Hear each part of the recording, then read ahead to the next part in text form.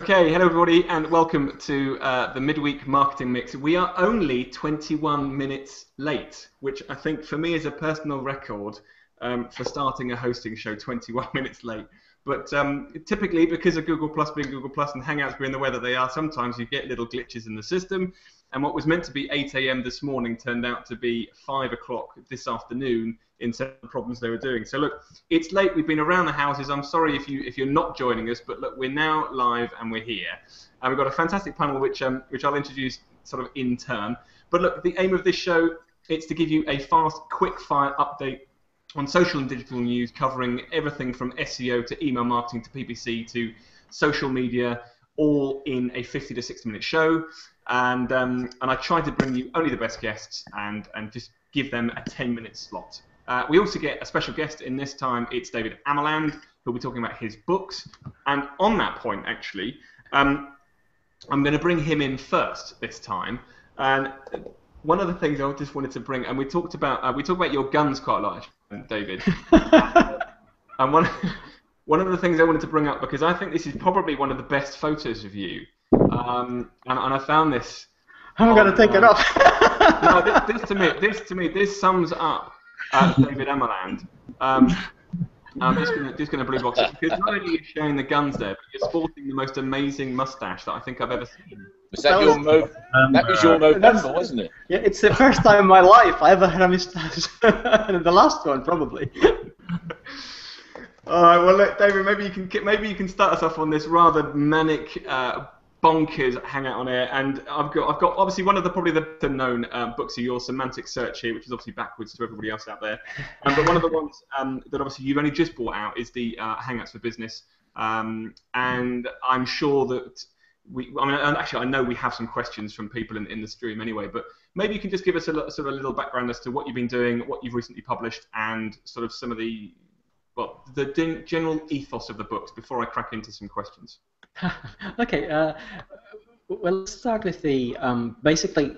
I've been active in search for a long time. I've been following the web as it changed, and semantic search was coming. I saw it coming long before it came because of the research papers coming out.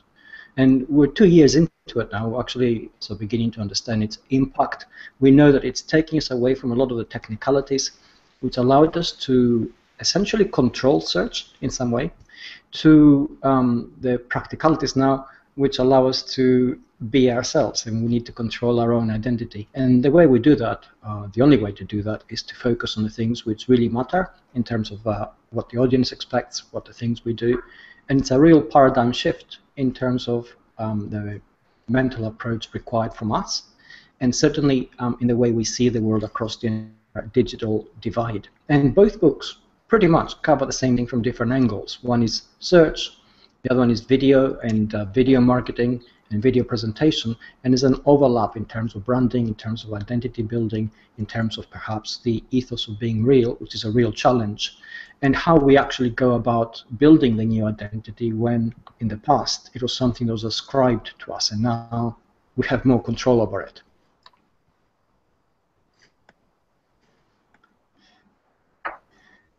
Sorry about that. I just, for some reason, that's okay. Don't worry. Actually, one of the questions that I think is pretty important in this, and David, one of the producers of the show, actually loves your book, and he put up this question earlier on about is mobile the future of semantic search? Have you got any thoughts on that? Because it seems to be taken very seriously in the recent updates with Google and yes. search and everything like that. So what do you think?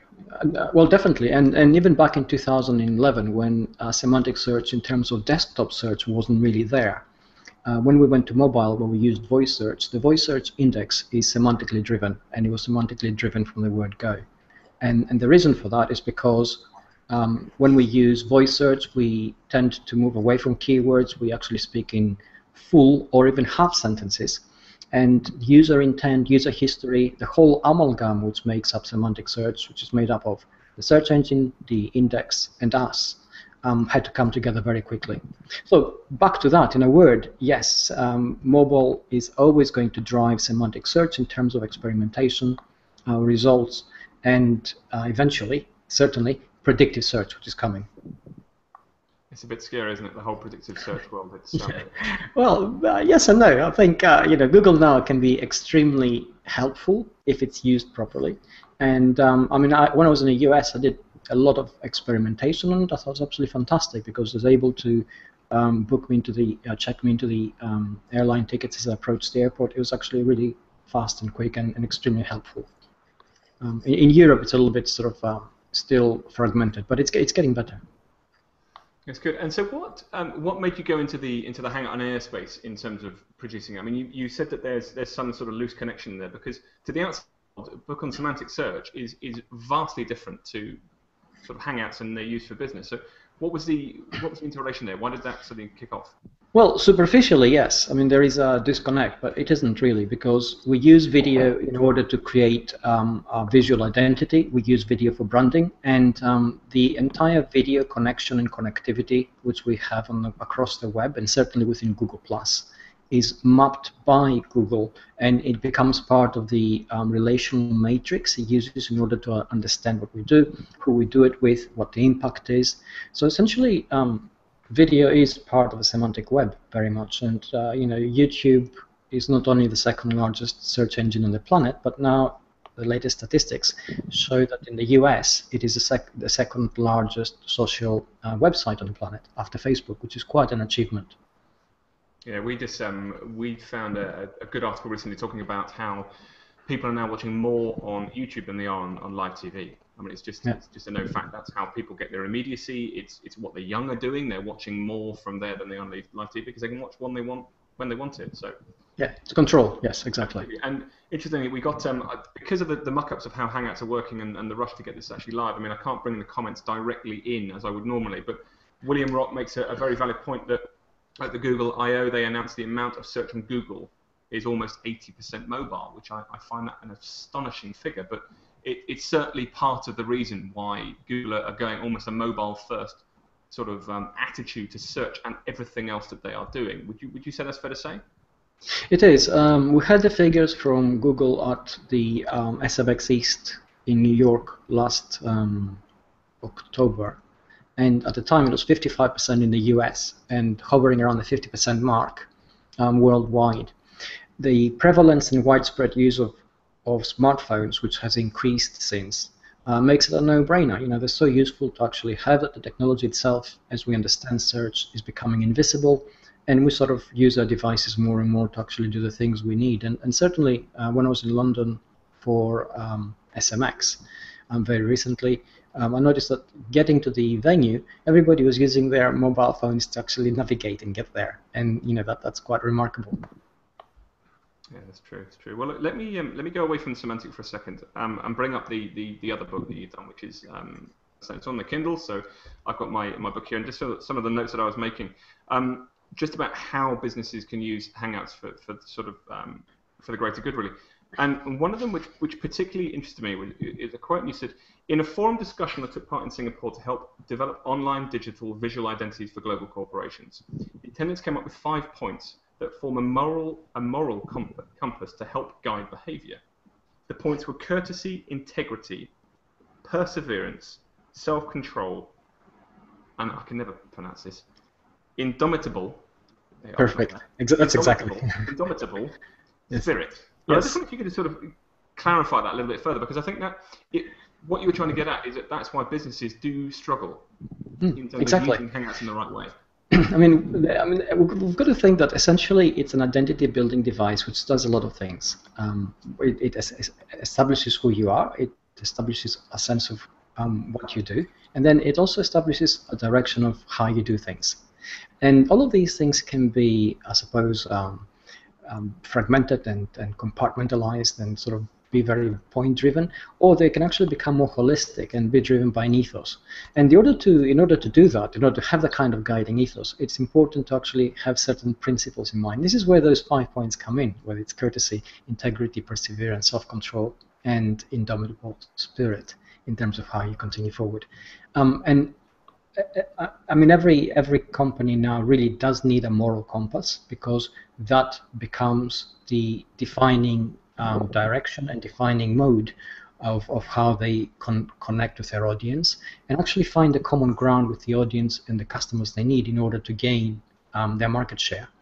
If you don't have that, basically you're fighting to win every customer every time all over again, because you're not giving them a compelling reason to become your customer. You're just fighting every time for a single sale, which is a very lossy proposition, and certainly doesn't lead to any kind of lasting relationships or even creating any kind of lasting value as you move forward as a business. And to finish off your sort of 10-minute segment, I want to read this little bit out, which I think encompasses exactly what's happened today. Embrace the possibility that things will go wrong, regardless of how much you plan. Your audience will only care if what you have to say is of value. So I hope, for my sake, that what we got here is of value to people. But look, to finish it off, I don't know if you guys can see that. Google Hangouts for Business, that's David's book, alongside the ever-famous Google Semantic Search, which, I mean, Christ almighty, they are two Bibles which I need to read again and again and again. But look, we started with the author bit because I knew David can talk and has got fantastic information, so it can allow me to try and sort some stuff out in the background, which sadly hasn't necessarily come good. But what I also wanted to try and steer away from here is a bit of political grief, and so I've deliberately brought up my second guest, Jim, and I think, Jim, you're still out in Cyprus, is that right? Yeah. And I think, well, I think I've got David in Greece. That's right, yes. And I think I've got Jim in northern Cyprus, so I'm sort of jumping a political minefield. We call it the dark.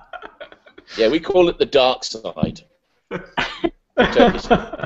The true dark side of Turkish and Greek relations. So we probably better not go in there, really. It's not a nice situation to be in. But look, Jim's joined me very kindly from North Cyprus on this Hangout to talk about PPC because, I mean, Jim is pretty high up in the world. I think, aren't you global head of biddable media? Is that your title, Jim?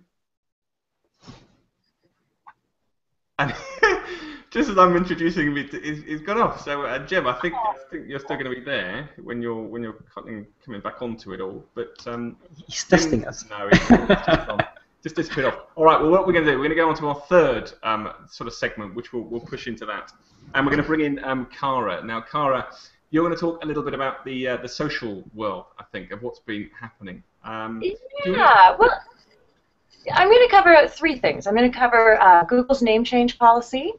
I'm going to give a little bit of just talk about Mozcon, and then I also want to bring in the study that Eric Ng did with Stone Temple Consulting about how Google is indexing tweets and what percentage of tweets are actually being indexed by Google. So with regards to with regards to Google's name change policy, so now you can basically come onto Google Plus and you don't have to give your full real name. But when David was talking about Hangouts on Air and how they, are basically building your identity and building trust, do you think that the name change policy had anything to do with how popular Hangouts have become? So Hangouts have sort of given another level to sort of show who you are and give your real name. So they were able to loosen up on the rules with regards to the name change policy? Well, it's a combination of things, really. Certainly Hangouts and their popularity and the way that we have actually connected and used them across Google Plus has helped. But it is also an indication that semantic search and semantic technology is maturing. Google is building up a clear identity of entities. And you don't necessarily need a real name in order to establish real activity. You can call yourself whatever for very specific reasons, and provided your conduct is real and your intent is real and you establish a real identity, then that's fine. And the way that is done is through engagement, which is actually mapped to a very great degree. So this, to come back to your question, it's a more transparent relationship mapped world now. Mm-hmm. But do you think people who are going by anonymous are going to come in and join a Hangout on Air and show their real face? Well, it is, absolutely. I think you're right that Hangouts provide a degree of transparency and perhaps cultural pressure to be as real as possible in terms of who you are and what you do. And you only get one chance at this. You can't sort of come in today as, Michael, and come in the next day as Steve, because everybody can see you're the same person and your credibility suffers. So it's a very good point, yes. Yeah. Anyways, it was making me think about that. So anyways, with regards to the name change policy, I'm a moderator of a community, and yesterday I had my first anonymous person want to join the community. And normally when I approve somebody, I look at their name, I look at their face, I think, you know what, they look great, the name looks great, I'll let them in. But when it was the anonymous one, I paused for a moment, but then I went into their page and I did more due diligence than I would normally do. So, I looked at who they were engaging with, I looked at, their interactions, and I measured their credentials, and then I allowed them in. And so I thought, well, maybe the name change policy also allows for the rest of us to go in and further our knowledge and learning about somebody who's on Google+. I think that what they're trying to do is Google+, they're trying to be a little bit more inclusive rather than exclusive. I think they've had a bit of a bad rap over the last however many months doing certain things with comments in YouTube and so on and so forth. I think they're probably just trying to open it up and trying to make the barrier to entry that little bit less. Understanding that people will wheedle out the rubbish accounts and they just won't get circled. But I think unless they have those people in, they won't get the growth that they're wanting. Would you argue that, David, or not? Well, I think you're both making a very important point. Let's start with Kara's first. And she's right in that if you come into Google+, because of the name culture, if you have an anonymous profile, and it's evidently anonymous, then you actually have to work harder to gain somebody's trust and to establish credibility. And there are several examples in the people I follow who actually have done that. They have a caricature as a picture, a name that's evidently fake, but they work incredibly hard in terms of validating who they are by their comments, their interaction, and their engagement, and they deliver arguably a lot more value than your average casual user who sort of says, here I am and I have an opinion. And to come into James's point now, indeed, there's a large number of a large segment of the web which feels not included in G+ because they can't use a real name for specific reasons. It could be writers who have established a pen name. It could be perhaps dissidents who have strong political views and they don't want to be identified, or it could even be potential whistleblowers. Google+ couldn't let them in the beginning because you need to establish a baseline culture first in order to be able to have certain confidence in the approach, learn things about the engagement and the behavior of your membership base, and then put in place the filters which you need in order to catch, within inverted commas, any kind of activity which is suspect. And we couldn't really have had that unless a certain amount of time had passed, and the fact that it's happening now speaks volumes about the data that Google has in place and their ability to actually go through it and understand it. It's certainly interesting in time to see how many people use this non-name entry level. But anyway, yeah, sorry, Cara. So yeah, carry on. So what else have you? Okay, so moving on to Mozcon, which was happening in Seattle. It was on July 14th through to July 16th. And Mark Chaphagen was there and gave his first Mozcon speech. Yeah, he was really excited, wasn't he? He was really excited about it. Really excited. It had a Game of Thrones theme, which I thought was really fun. So I'm just going to go through it quickly. So the Game of Thrones scene for Google+, you set up your page, you provision your base, you gather your generals, you send out your dragons, you call in your army, earn their respect, bring them to your land, and then you rule your kingdom. So that's Google+ in 7 easy Game of Thrones metaphors by Mark Chaphagen. Like it. I know. I thought it was fabulous. And then he did post a few pictures of the after party of Mozcon, and no one has seen him since. So, I don't know. I even private messaged him this morning because I wanted to ask him some questions for this show on Mozcon. Nothing. So I don't know. Maybe they had a really good time. And so that's what happened at Mozcon that I know of. And then I just wanted to talk a little bit about the study that Stone Temple Consulting did about how Google indexed tweets. And yeah, which was really interesting because according to their study, only 4% of the tweets are indexed. So Google doesn't index a particular significant amount of tweets at all. And they really only index tweets that people who have over 1 million followers or more. And even those with high authority, they're not even indexed particularly quickly. So, you know, again, Twitter is just like Facebook. It's one of those closed platforms with really high walls. That Google, you can put your content in there, and Google just doesn't really have access to it. So, what I like to do is I like to put my content on Google+, and then send it out onto Twitter and onto Facebook, etc. So then I know that it's going to be indexed. Yeah, it's one of the big things, isn't it? Is actually getting people to understand that the moment that something is put into Google+ in the right way, it's immediately indexed by Google. And I know some people use Google+ as the facilitator out and use certain plugins and whatnot to then distribute their content out to Twitter and Facebook and so on and so forth, rather than the other way around. But I tell you what, that's quite an interesting statistic, because obviously at the moment you've got Facebook saying that only, I think it's between 10 to 15% of posts are seen by people. So you might have spent thousands of pounds building up a great big fan page, because Facebook is obviously it's a big animal, and still a very important animal, I must add. But then if the posts that you've worked so hard at building and generating, and competitions that you've spent so long planning and setting into action, is then only seen by 10 to 15%. I think there's a lot of people there who are getting a little bit angsty about the fact that they're having to then pay money again to boost the post in order for their fans that they have already paid once to generate to see their post. And I think there's a lot of perhaps understandable angst out there at the moment. And would you say that's fair? Yeah. Well, Facebook is a pay-to-play, is what I tell my clients. If you want to be there and continue to be relevant, you're going to have to really start paying to get in front of people. And then even then, it's still negligible whether or not you're going to see a ton of return. Yeah, I would agree. And actually, just before you go on to the Eric Endre article, there's just something coming in from the events page, which I actually think is quite an interesting one and perhaps to put to you. And Joshua, I know you're pretty expert on the G+ world as well. From Kevin Burns, does G+ initially and or eventually know the identity of Anonymous?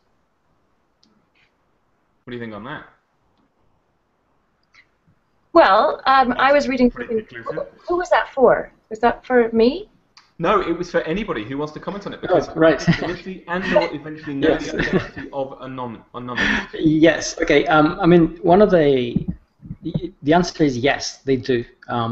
I think it's more eventually rather than immediately.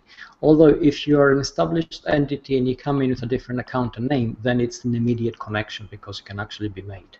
But from an anonymous point of view, it is an eventual thing, and they do join up all the dots, which is why they have the certain sort of the confidence that they can actually do so now.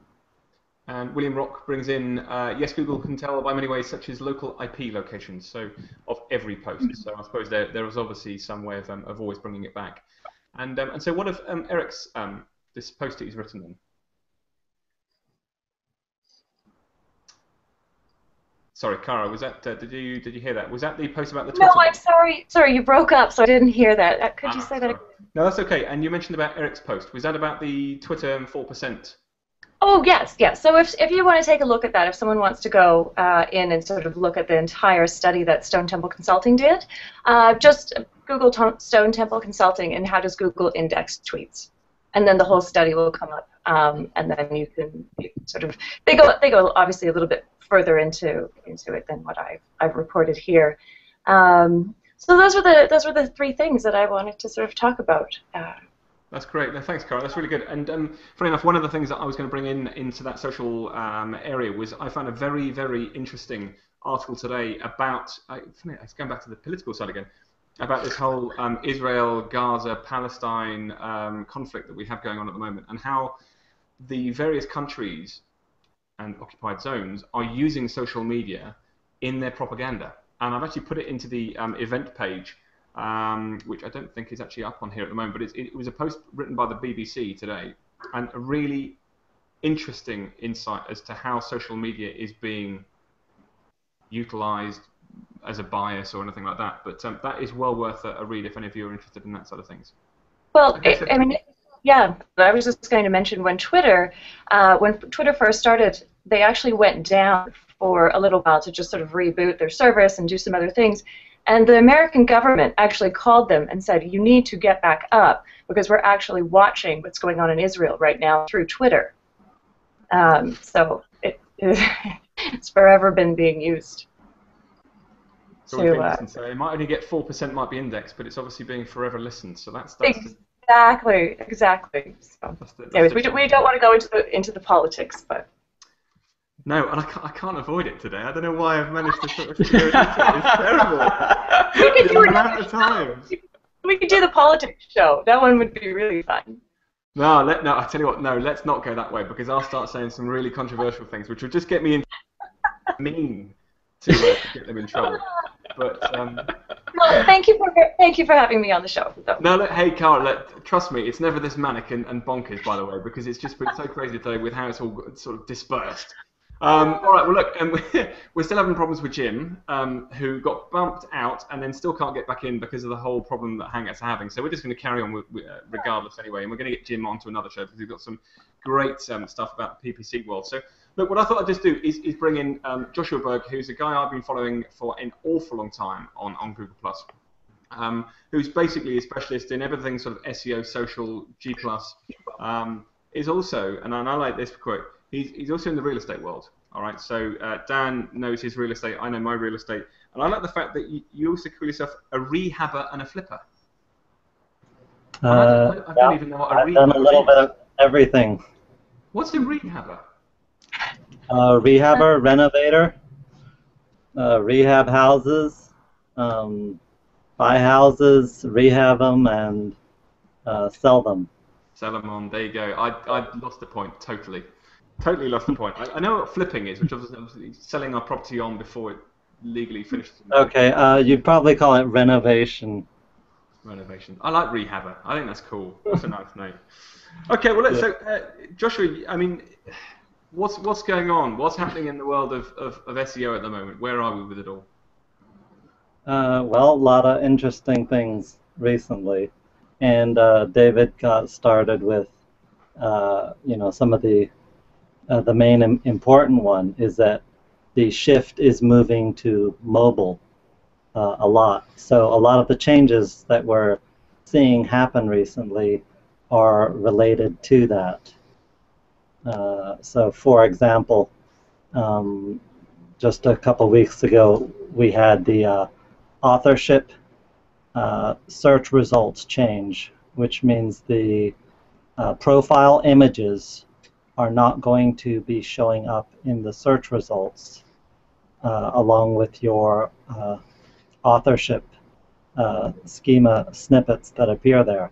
And so that was a big shocker for a lot of people when that was announced by John Mueller recently. And that change was for mobile because mobile already did not have the space and to use in displaying profile images for authorship in the search results. So they wanted to make them the two, desktop and mobile, more seamless, interchanging. And if you watch the Google I/O recently, then you would understand a lot more about that, how with the new material design and other things that are being worked on right now, they're trying to improve but also make the changeovers between desktop and mobile more seamless. So the way to do that is by bringing desktop more closer in line with mobile as far as the search results. So now the search results are, the search queries are being done, we've got some quotes in the 50% range, and Google's already said that this year it's going to be, it's passing well over the 50% for all queries coming from mobile.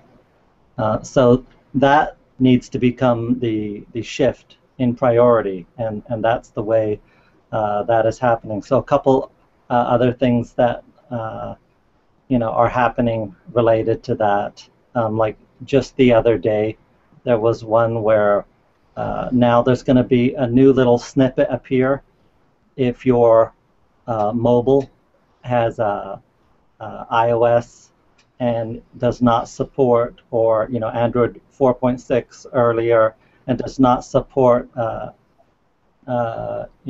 Java, or does not support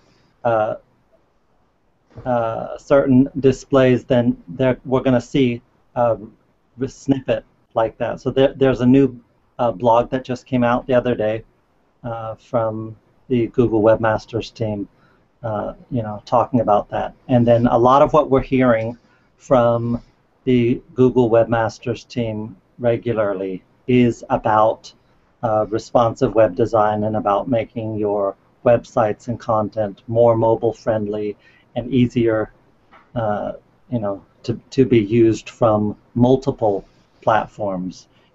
So that goes a little bit deeper than just having your desktop website and then your mobile website, because ultimately those don't fully cover it anymore, because you've got so many different sizes in between. There was an interesting picture from the Google I/O where they had the engineer's wall, and they showed all of the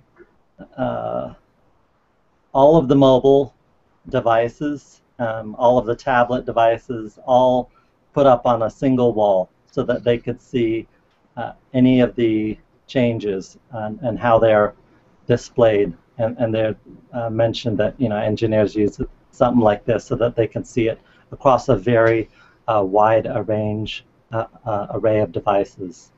And so that's an important thing, and something that John Mueller's mentioned. Do you mind if I just pick up on that? Because I think it's quite an important point you just made there. So basically, what if my sort of understanding is correct, that Google is now going to point out to people in search if your website supports all the different languages.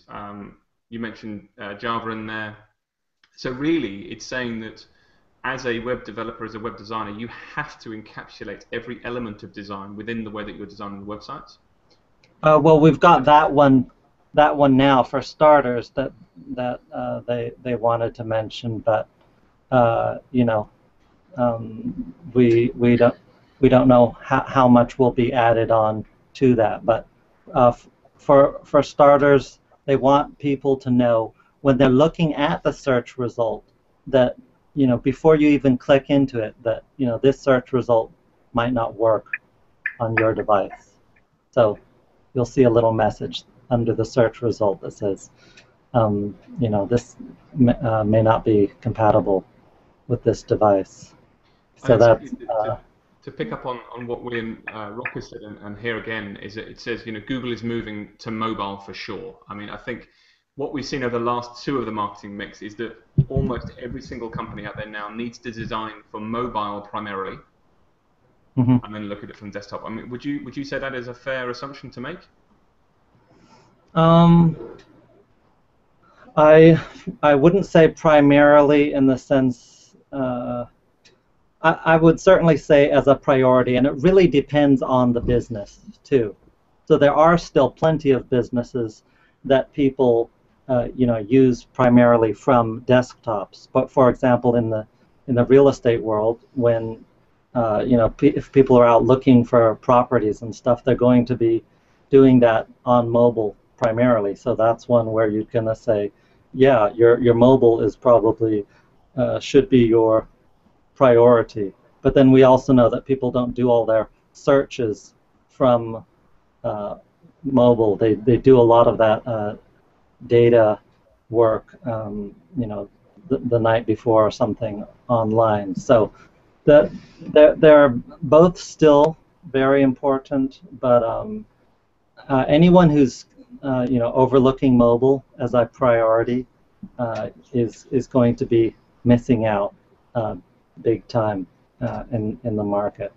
So then there was a number of other things happening recently. We've had, the usual algorithm updates that are coming out, and so if anyone thought that those are being let up on, those are still going on. We had the Panda 4.0.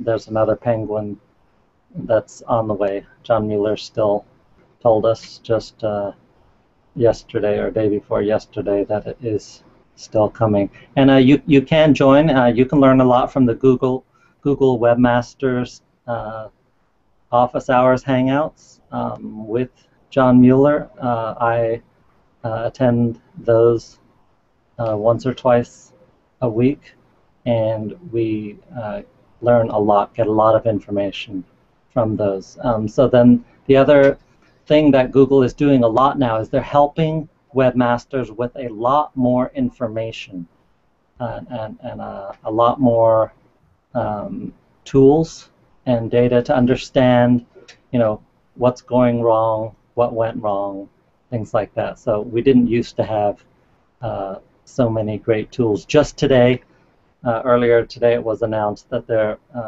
by Google Webmasters, that there's a new Robots.txt tool. So that can look at your robots file and give you a lot of additional information and suggestions on that. And you can find that in Webmaster Tools. And everyone does need to be using Webmaster Tools.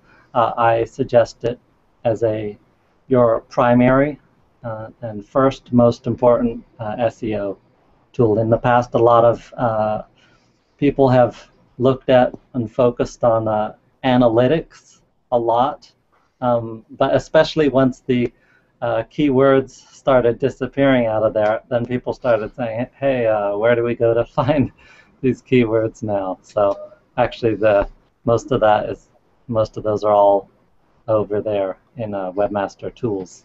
It's remarkable when you talk to small and medium-term businesses. Actually, when you say, "Well, have you got Google Analytics set up?" They go, "Oh, yes, I have. Yes, I have. I have." And then you say, "And Webmaster Tools to back it all up?" Yeah. It seems to be that they're almost comfortable with the one aspect, but the second bit it's not as big. So yeah, absolutely. Yeah, half of the clients I've talked to said, you know what? When I told them I need access to the Webmaster Tools, they're like, "Oh, well, we didn't have that set up yet." No, it's not uncommon at all. But look, thanks, Joshua. I really appreciate that update. And SEO, it's a complex world.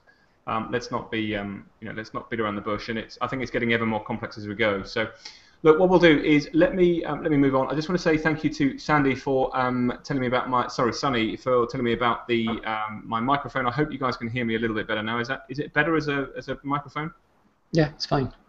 Cheers, guys. Great. And look, I'm going to move on to Dan. And I know Dan. I've shared a podium with him on several occasions. And he's a great speaker. And one of the things that I like about Dan particularly is, and I hope you guys will understand this when I say that his French is slightly better than Del Boy. And I think if you're from the UK, I think you'll get that. I hope you will if you're from anywhere else. We all love Del Boy. He's our favourite. He's our favourite comedian. And but look, Dan is a fantastic speaker about sort of email marketing and automation marketing. And at the speeches I've had with him, he generally starts the conversations by sort of throwing crocodiles out at people in the audience, cuddly crocodiles, which gets the audience going. And it's all because of communicators. So, Dan, I'd like to bring you into the conversation. Welcome to your first hangout with us. Apologies for the manicness of it all. But tell me, what's going on in the world of email marketing? Thanks, James. Hello, everyone. Hopefully you can all see and hear me okay. This is my first Google Hangout, so I'm a little bit nervous. But effectively, what's going on in email marketing? Well, a lot of the stuff that's going on in email marketing draws a lot of parallels with the stuff we've already been talking about this afternoon. Mobile remains a very core focus for us.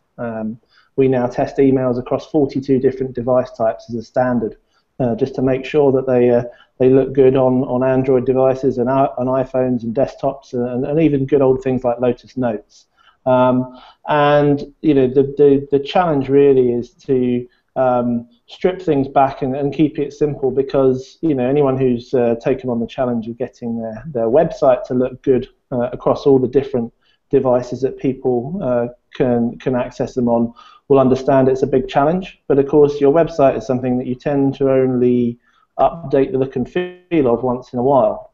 Your email communications and other things tend to be things that get redesigned very regularly. So unless you've got a relatively simple approach to it, then you're going to struggle to ensure that your communications are usable right across the board. But what I thought I'd do today is just, if it's all right, James, I'm going to share a couple of slides, because unlike Cara, I haven't got the cheekbones to hold an audience for 10 minutes on webcam. I'm going to try and build them as well. I'm going to push them up for next week and get a really nice smile going. I think that's what I'm going to try and do. But just incidentally, before Dan does that, when Dan comes back on again, I think Dan wins the award for the funniest profile logo as well. Just have a look at that, because I love that when he does his speeches. It's always a nice one. But yeah, sorry, Dan, I interrupted. Yeah, no problem. So hopefully you can see my desktop now as well. Is that? Yep, got it. Is that working? So the challenges in email marketing that we face at the moment, although we're adapting to mobile and also other things, it's the same old stuff. And people talk about share of attention, and you can say the same about search and social, and the same really applies to email. Is your communications, your marketing messages are very short-lived in people's minds and their attention. A tweet has a half-life of something like 18 minutes. After that, the attention it gets is practically zero. The stats on email are around 6 hours. So effectively, these communications that we're putting out through all these different channels don't have long to live. So it's important that they work, and they work as well as possible in that short lifespan. My focus tends to be on B2B email marketing, but it's just as much of a challenge in B2C. Is the majority of people that you're emailing aren't reading your emails, and a lot of people spend an awful lot of time worrying about the design and various other aspects of their email. But for the non-engagers, the people that never actually open or read anything in people's marketing databases, they're never getting beyond who it's from and what it's about, the subject line and the from address. We've got a lot of data to suggest that effectively, your email marketing flies or dies in those first 2 seconds. When we come out of a meeting, when we wake up in the morning, at various different points through the day, we will pull out our phones and we will have a quick flick to see if there's anything important, or if there is anything from somebody important to us. So it's very, very important, if we're going to succeed with email marketing, that we make a good impression in those first 2 seconds. And unfortunately, it tends to be the area where people spend the least amount of time actually thinking about things. What tends to happen is people go into dodgy salesman mode, and they have a particularly spammy subject line. And the question that I always ask when I'm copywriting subject lines is, what's in it for the recipient? What value am I giving to someone when I put this message in their inbox?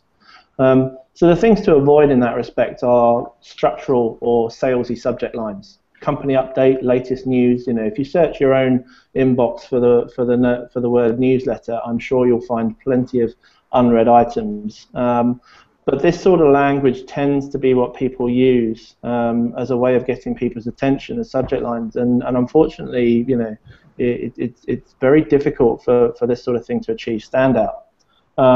So what we try and recommend people do is, if you're going to take email marketing seriously, but you can apply the same logic to what you tweet, what you share on social media, and what have you, is you've got to try and ensure that your opening gambit is relevant to the recipient. Okay. And the example I've got here is where a client of ours uses dynamic content to effectively ensure that the recipient feels ownership of the message that they've been sent. So effectively, although they're sending out the same email to lots of different people, they're drawing upon a data value on the contact record to insert the vehicle make into the subject line. And just that tiny little piece of information makes the recipient feel that it's more relevant to them. They go further than that by actually dynamically pulling in the account manager name into the from address, so that effectively it appears to be from someone that they have a relationship with. but the whole sort of batch and blast mindset, just send the same newsletter to everybody with the same subject line, how are you going to be all things to all people?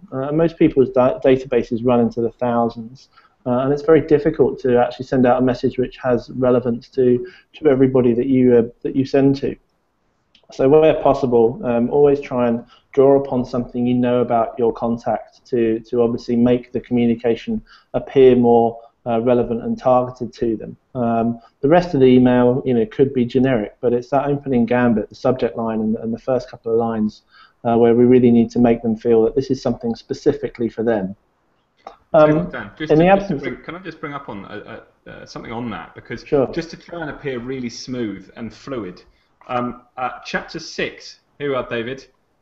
Look at that. See, this is what I do in my books, right? It's amazing. How sad is that? So, where is it? I've put in here, because it's all about context, Dan, if that's what I think you're alluding to, because obviously you've got to make it meaningful for the person, because obviously they've got to get value from it. And I think, David, you put in here, context then provides the key necessary to turn all the information contained in content into a solution that has real value for the receiver. I mean, it is just an absolute fundamental for today's marketing, which is we have to give people what they want, when they want it, so that they think that they're getting enough value out of it that it makes them want to open up that email. And I think, really, in a roundabout way, that's what you're saying, David, and you're suggesting, Dan, as well. Is that fair to say? Yeah, absolutely. It's very much a case of, we haven't got time for things which we don't feel are important to us. And obviously, if we don't feel it's important to us, then we won't read it. And obviously, relevancy is key. Now, obviously, it's difficult to do things like that with social and on search results on your own website, because you are in a situation where you publish one version which everyone sees. An email is, remains, although it's a bit old school in terms of the digital marketing mix, it remains one of the most versatile mediums in terms of being able to send people something which appears specific to them, even if effectively you are sending the same marketing message to thousands of people. Absolutely. So what I would encourage everyone to do is, where possible, make your emails relevant to the recipient. However, I realise my time is short today, and that's something which takes some thought and planning. So I thought I'd just share with you guys some quick tips for the other way to get people's attention with your emails, which is to make it remarkable. Think about your marketing messages, your tweets, your email subject lines, and what have you. Think about how the newspapers would write them. How would they get attention to your marketing message? Freddie Star ate my hamster. Apologies if a few of you overseas don't remember that story, but for most of us in the UK, it's legendary. But the devil's in the detail, and actually the story itself isn't nearly as sensational as the subject line, as the headline suggests. So I always sort of do the newspaper test, with important campaigns. What would this subject line look like if it was on the front page of the Sun newspaper? Would it get people's attention? And there are some other, tried and tested tricks, and indeed some fairly new ones in email marketing, which we know will, achieve a remarkable outcome, will make people pay attention to your emails. One of my long-standing favorites is to put symbols in the subject line, which some people say are crude and actually a bit spammy. But all the data that we've got from various different sectors suggest that, in the absence of any other variable, putting symbols in that subject line will achieve a better result. And effectively, as people are having that little flick, spending 2 seconds looking at all the different emails they've received, as this example shows, there was an uplift of just shy of 4% in terms of the response rate to this particular campaign. The only difference was the little stars. They have nothing to do with the email or the subject line, but it just made it stand out in the inbox. The other one that we're seeing quite a few people try more recently, this is quite a current trick, is to go with single word subject lines. Certainly it's a fairly universal truth. The shorter your subject line is, the better, but not ordinarily we're talking in sort of 3 or 4 word territory. But again, we've seen some good results recently whereby we've gone with very, very short single-word subject lines. This example, breakfast, just with a question mark, versus breakfast briefing, again, massive uplift in the response rate. There was no other variables, no other differences in terms of how that campaign was presented. It was a simple split test on the subject line. And then far be it for me to endorse such things, but the deliberate spelling mistake can sometimes yield quite an uplift, although you know, I'm sure a few of the responses they got on this particular one weren't necessarily the ones they were hoping or expecting from. But you know, the key here really is, you know, just make sure in that tiny little space there that there's something which stands out to the recipient, because if there's not, you're going to blend into the sea of newsletters and updates and latest news and everything else that everyone else is already doing. The daily this, the weekly that, the monthly such and such. It's just vanilla. Do you know how long that took me? And beyond the first time I ever saw that it took me so long to spot that spelling mistake. Okay. I was almost embarrassed by the fact that I thought it was remarkable. So for those of you who perhaps have a poor web connection, your focus in terms of spotting the mistake should be on this little area here. Anyway, moving swiftly on. Pardon? That was normal. Well, the client would say it's a mistake. Thanks for clarifying. But I have a feeling there was some intent there. Yeah. So I suppose to finish off really this little short slot today, you know, what I'm talking about here goes beyond obviously the subject line itself. And again, when we get to the actual content of the email, yes, great, we've got people to actually open and read our email, but then there tends to be a call to action. You know, there tends to be something that we want someone to do as a consequence of getting into the piece of communication. And again, what we tend to see, just like people send out, you know, subject lines of newsletter and stuff like that, is they put dull and innocuous language for their links. So I don't need anyone to tell me that if a link is blue and underlined, I can click here. It's a given. So, you know, avoiding language like this, click here, or read more, or find out more, you know, that's not a particularly exciting way to encourage people to see what's behind the green door, what's behind the link.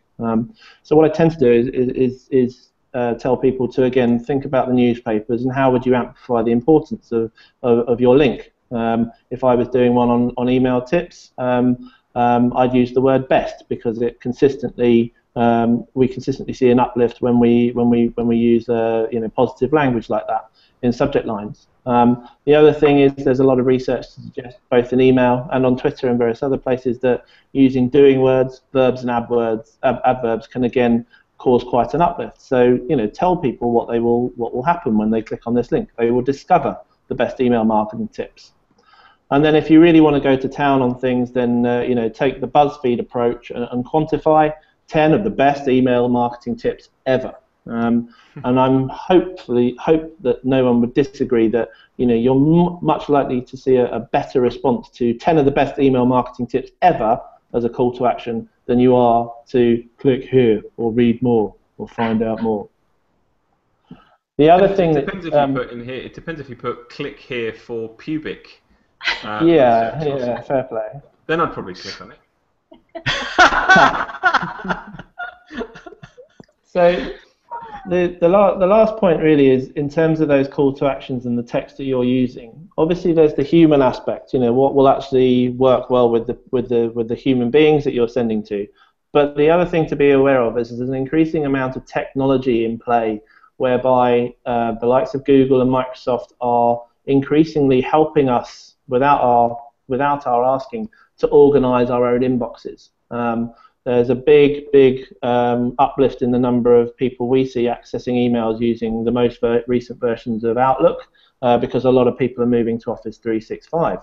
And Office 365 has a semantic search facility whereby it will identify certain combinations of language in your email, and it will automatically create things which it thinks need to be done as a consequence of the text that it finds in your emails. So for instance, with this one here, just having the word please in there will make Outlook think that there's an action item. So effectively, if you have Dan, please add me to your LinkedIn network in an email, then Outlook will think there's something to be done there and prompt you to create a follow-up. Now that can work positively. You can have events and dates and times. It'll prompt you to create a diary, a calendar item, but it can also work negatively. And obviously, in most territories, the UK included, it's a legal obligation for you to provide people with a facility to opt out of your email communications. You have to have an unsubscribe facility. However, using the word unsubscribe again in Outlook now will prompt Outlook to suggest that it can block that sender for you. So rather than using your unsubscribe facility, when Outlook encounters the word unsubscribe, it will effectively say, I can block these people from now on.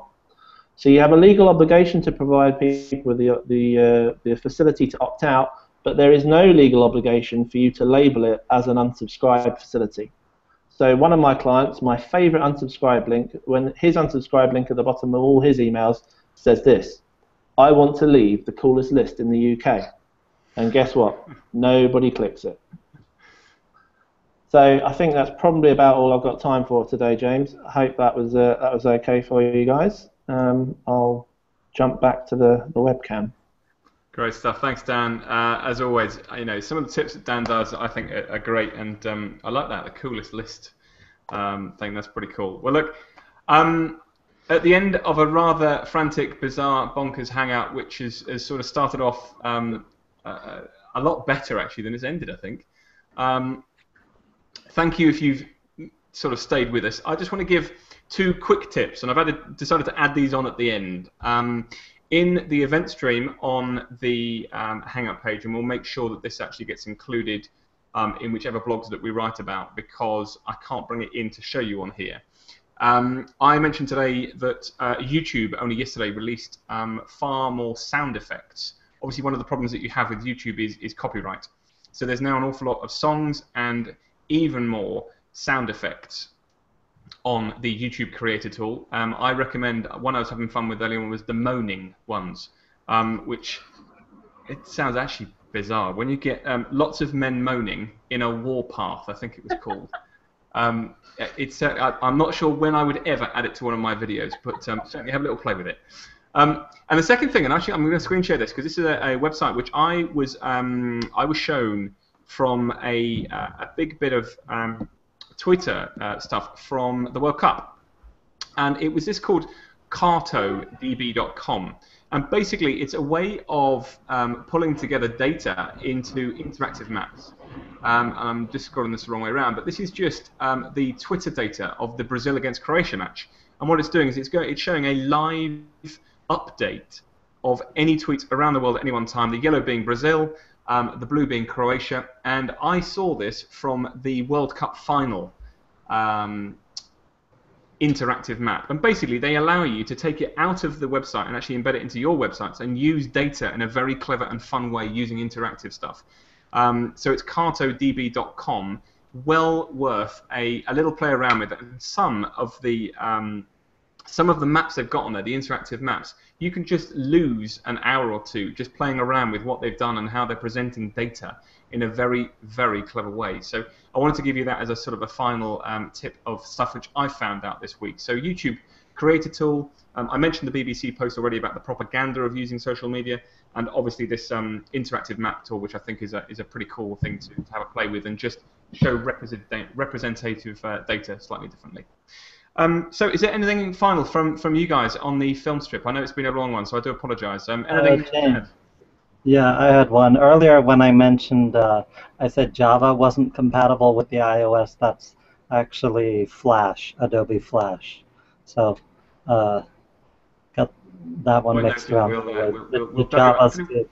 What I'll do is at the point you mentioned that in the original film, I'll just put that male moaning war path sound effect over it. So that, there you go. That's where you use it. You have put a link to the original post about that anyway, too. Absolutely, we will do, don't worry. And then, okay, so is there any call to action from you guys? I know Mir does this a lot for their film guests. Is there anything that you want people to look at this week? James, I'm worried what your wife thinks when she hears men moaning coming from your office. She's not around. It's okay. I'm all right. Thanks, Dan. That'll be nice on the replay. You said it, mate. Come on, No, you asked for final words, right? just You didn't say anything pretty quick. It's worthwhile. all right. It's okay. I think just to sort of underline Dan's point, just always think about relevancy. There you go. So relevancy is king in there. Dan, anything from you? Any call to action from yourself? I would just say, focus on the fundamentals. Look at the actual message. Don't necessarily judge the medium. Fair point. Joshua, anything from you to final point? Yeah, get the your Google Webmaster Tools rolling. We've got some new tools just went in there today, and there's lots of new stuff coming out with that, so get that rolling. Good stuff. Okay, and Cara, final thing from you. Oh, I was thinking about what Daniel just said, and the first person who said that was actually a Canadian. It was Marshall McLuhan, and he said the medium is the message. So that struck me as interesting. He was one of Canada's first communication theorists, and he wrote in the late 40s and early 50s. So, I'd love to be known as a communications theorist. How cool would that be? Okay, well look, I'm going to end it there. But look, thanks guests downstairs in the film strip. You've been great and very patient with me today. Thanks everybody else. Next week, the What Does the Data Tell You show, where we'll be dealing with the guys from Pulsar, which is a data analytics platform, which looks to be a very interesting hangout. And then we've got the Midweek Marketing Mix happening in 2 weeks' time, which will be the last one before I go on holiday, which will be rather nice. But anyway, thanks everybody. Really appreciate it. Take care. Bye-bye. Cheers, guys. Thanks, everyone.